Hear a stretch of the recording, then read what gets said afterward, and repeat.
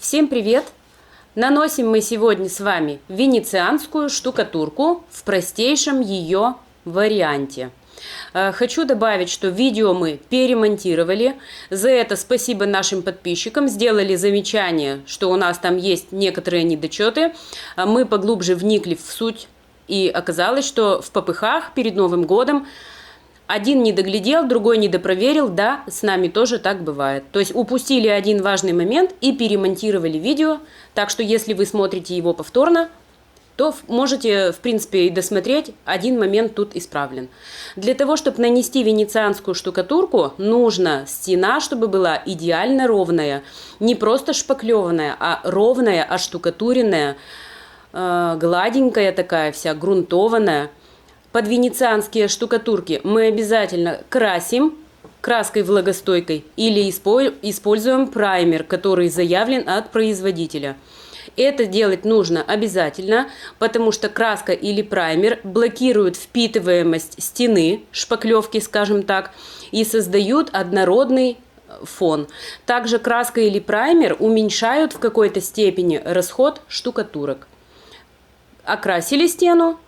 Дали высохнуть ей, в среднем 4-2 часа сохнет. Краска по-разному сохнет, смотрите на этикетке. Написано, наши краски сохнут от 2 до 4 часов в один слой крашеные.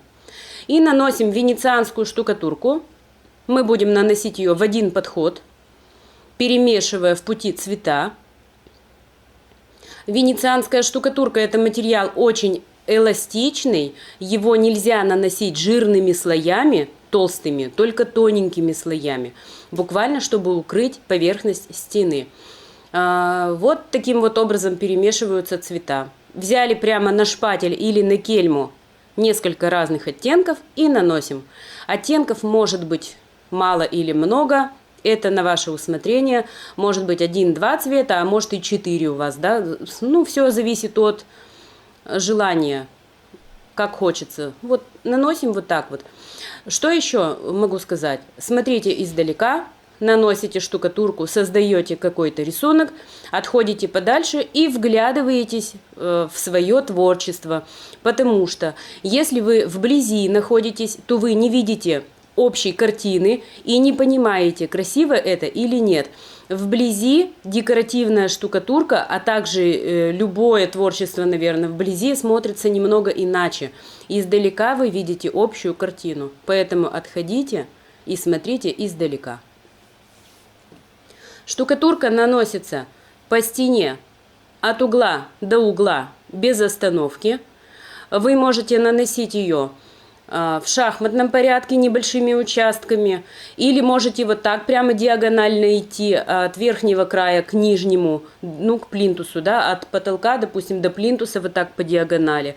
Это как у вас будет получаться. Самое главное, что должен быть мокрый край, то есть эффект мокрого края. Штукатурка соединяется, пока край не высох.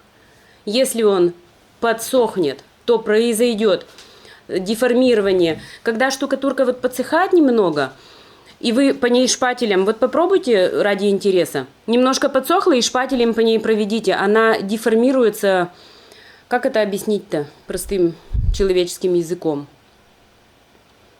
Она не будет приглаживаться и растягиваться, она съежится, скукожится и сделает вид такой треснутый. Вот поймете, в общем, сами, если будете наносить. Я думаю, что вы это поймете. А кто уже работает с материалами, так и объяснять не надо. Теперь, значит, Роман решил беленького побольше. Такой переход от левого угла цвет в середине светлый. От левого угла он синий, желтый, зеленый там еще имеется. Середина белая. И я думаю, что к нижнему краю, к правому, он уже уйдет снова темными цветами. Скорее всего, так. Диагональное нанесение – это одно из самых простых. Это правда, это на самом деле так. Любые штукатурки фактурные, и даже, между прочим, и шелк наносится таким же способом, протяжка вот такая диагональная. Это один из самых легких способов, потому что не нужно что-то выдумывать, изображать, какие-то особенности рукой, допустим, восьмерочки какие-то рисовать или еще что-то. Вот так кельмой по диагонали. И достаточно неплохо. Отыгрывайте только цвета. Слой должен быть примерно однородный. Дальше вы будете это полировать. И если будут перепады слоя где-то слишком тонко, а где-то гуще, такие наплывы прямо, то это будет видно. Старайтесь выдерживать однотонный слой. Вот видите, как вроде бы неплохо получается. Перемешивается цвет. И так симпатично. Я напомню, что мы наносим венецианскую штукатурку. Вот если про меня говорить, то я вообще не умею наносить венецианку. Не умею и желания не имею. Я наношу более простые вещи, как вы видите, если смотрите, я наношу более простые какие-то варианты.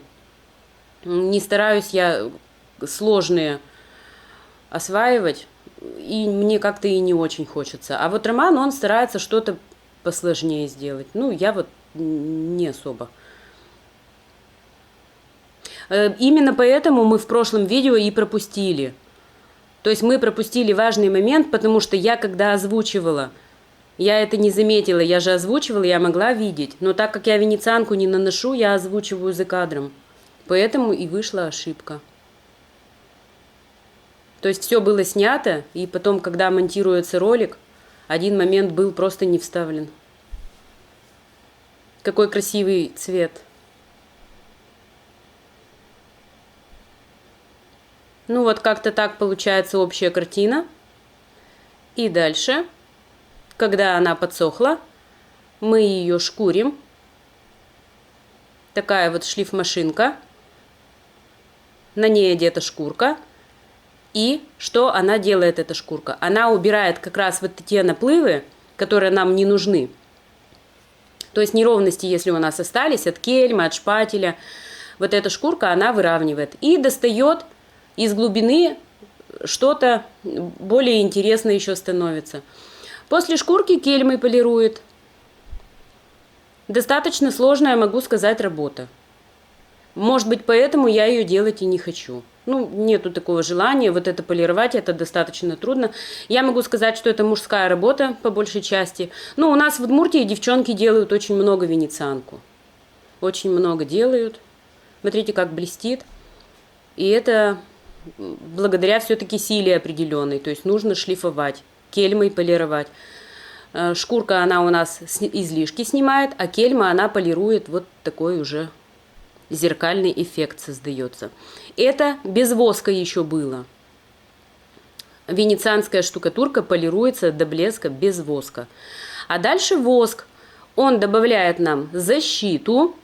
И также дополнительно он полируется. Мы сейчас наносим не воск венецианский, а наносим мы восковую эмульсию, торговая марка Effectum.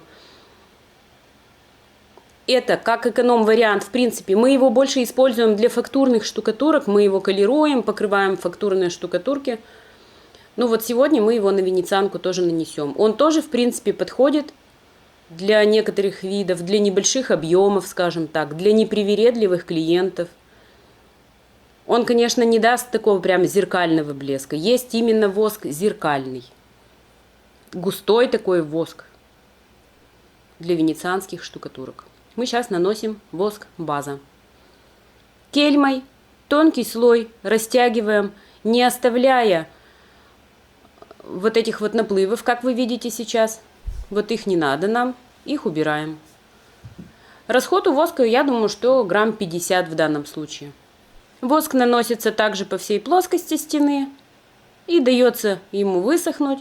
И вот такой вот шлифмашинкой мы его полируем. Это меховушка. То есть меховая насадка такая. Она придает, ну, тоже помогает блестеть. Вот так. Вот так вот выглядит венецианская штукатурка. Покрыта обычным воском база. Торговая марка Effectum. Венецианка тоже торговая марка Effectum. Простейшее нанесение, которое, я думаю, могут сделать самостоятельно люди, вполне. Я надеюсь, что вам понравилось. И если вы будете это наносить, у вас возникнут вопросы, то вы пишите в комментариях, мы вам отвечаем. Все распространенные вопросы пишите в комментариях. Если вы хотите приобрести декоративную штукатурку, тогда переходите по ссылкам в описании и пишите туда по ссылкам. Ссылки ведут ВКонтакте, Viber, WhatsApp и Яндекс.Мессенджер. Туда уже для покупки непосредственно. А все распространенные вопросы в комментариях пишите, потому что не только вы хотите знать ответ.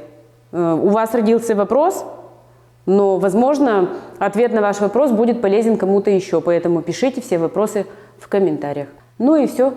Пока.